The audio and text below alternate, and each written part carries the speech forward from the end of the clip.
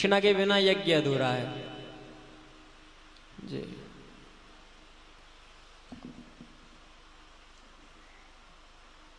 वो कार्य पूर्ण नहीं होता, इसीलिए ब्राह्मण को दक्षिणा देनी चाहिए कार्य करवाओ तो। महाराज फिर सती अनुसुईया जी की कथा। जो सती अनुसुईया जी थी वह इतनी पतिव्रता, इतनी सती थी महाराज, वह अपने पति की हर बात मानती थी, सब कुछ, पूरे संसार में उनका बखान था कि सती अनुसुईया जैसी कोई नहीं। तो महाराज जो तीनों देवियां हैं, ब्रह्माणी, रुद्राणी और लक्ष्मी माता, इन्होंने कहा कि अरे ये हमसे भी बड़ी है पतिव्रता, ऐसा तो नहीं हो सकता। तो इन्होंने अपने अपने पतियों को भेजा कि जाओ आप परीक्षा लेकर आओ। तो ब्रह्मा, विष्णु, महेश तीनों देव पहुंच गए सती अनुसुईया जी के द्वार। चलिए इनकी परीक्षा लेते आते हैं। तो महाराज वह गए और कहते हैं भिक्षाम देहि माता। तभी सती अनुसुईया जी अंदर से आई भिक्षा लेकर, अन्न लेकर, और तो वह कहते हैं हम ऐसे भिक्षा नहीं लेंगे, आप हमें निर्वस्त्र होकर भिक्षा दीजिए। तो सती अनुसुईया जी महाराज समझ गई कि ये लोग कोई साधु जी नहीं, ये तो महाराज देवता आए हैं परीक्षा लेने। तो उन्होंने अपने कमंडल से जल लिया और तीनों देवों के ऊपर छीट दिया, और तीनों देवता 6-6 महीने के बालक हो गए महाराज, और उन्हें पालने में बिठा दिया, उन्हें पालने में बिठा दिया महाराज तीनों देवताओं को, और उन्हें फिर स्तनपान करवाया। और कहती हैं कि ये लो दे दी आपको भिक्षा। तो महाराज तभी जो तीनों देवियां हैं वह ढूंढती हैं कि हमारे पति देव कहाँ गए। उन्हें नारद जी मिले महाराज। तो नारद जी कहते हैं कि आपने जहाँ भेजे होंगे वह वहीं गए होंगे। महाराज तीनों देवियां परेशान होकर आई और सती अनुसुईया जी से कहती हैं, और इधर अत्रि मुनि जो सती अनुसुईया जी के पति हैं वह आए और कहते हैं कि देवी ये तुम क्या कर रही हो, तुम्हारी माया तुम ही जानो। इधर तीनों देवी आई और कहती है हमारे पति देव कहाँ हैं। तो महाराज सती अनुसुईया जी ने पालने के पास लेकर गई और कहती है ये लो अपने अपने पतियों को उठा लो। तो महाराज 6-6 महीने के तीनों बालक एक जैसे ही लग रहे हैं। अब कौन सी देवी किसको उठा ले। और ब्रह्माणी ने भोले बाबा को उठा लिया तो अगर एक अदला बदली हो गए, एक्सचेंज हो गए, तो महाराज तीनों देवियां कहती है अरे हम मान गए कि आप ही सबसे बड़ी सती हो, हमने मान लिया कि आप ही सबसे बड़ी सती हो, पर हमारे पतियों को तो ठीक कर दीजिए। तो बोली नहीं, इन्हें ले जाओ ऐसे ही गोद में उठाकर अपने अपने पतियों को। बोली नहीं देवी, इन्हें आप ठीक कर दीजिए। तभी महाराज जो सती अनुसुईया जी हैं उन्होंने तीनों देवों के ऊपर फिर जल डाला और तीनों देव अपने अपने स्वरूप में आ गए महाराज। और जो तीनों देवता हैं, जो भोले बाबा हैं, ये दत्तात्रेय भगवान के अवतार में भी हैं। और आगे आती है महाराज कथा भोले बाबा की। जब एक बार दक्ष के यहाँ, दक्ष प्रजापति के यहाँ सभा लगी हुई थी, तभी महाराज जो दक्ष प्रजापति है और भोले बाबा में थोड़ा कुछ हो गया।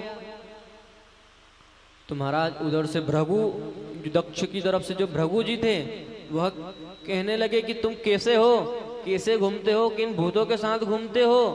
तो इधर से कहने लगे महाराज नंदी जी कि तुम तो चुप ही रहो, और एक दूसरे को श्रापाश्रापी होने लगी महाराज। इधर से भी श्राप दे रहे हैं, इधर से भी श्राप दे रहे हैं।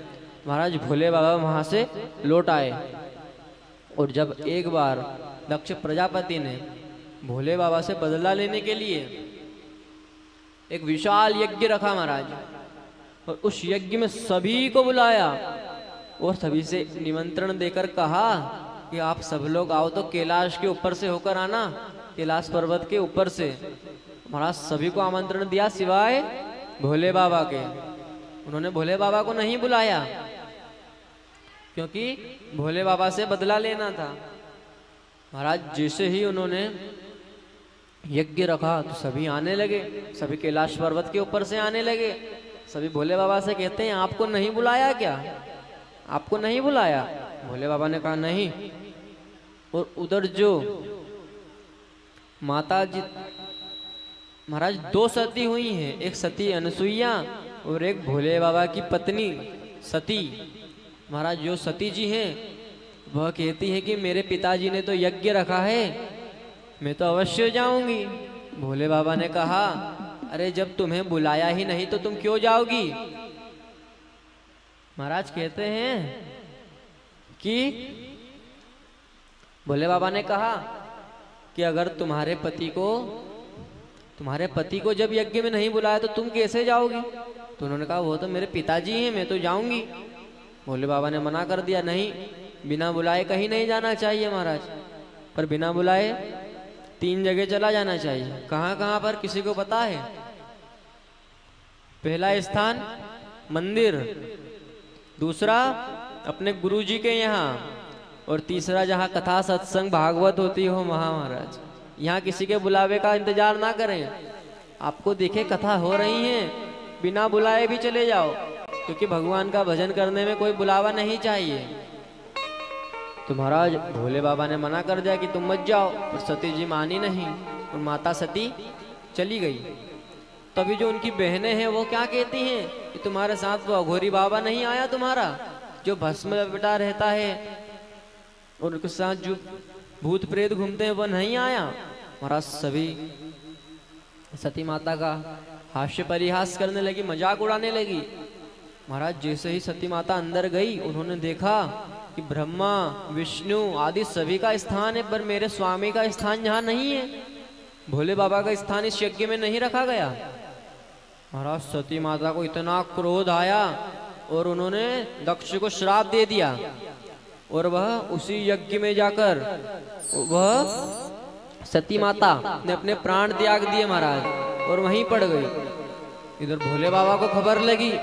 भोले बाबा महाराज क्रोध में अपना डमरू बजाते हैं, भोले बाबा अपने क्रोध में अपना डमरू बजाते हैं और कहते हैं, भोले बाबा ने डमरू बजाया और पहुंच गए दक्ष के यहाँ, और वहां देखा ये सब क्या हो रहा है, मेरी ये सती को क्या हो गया?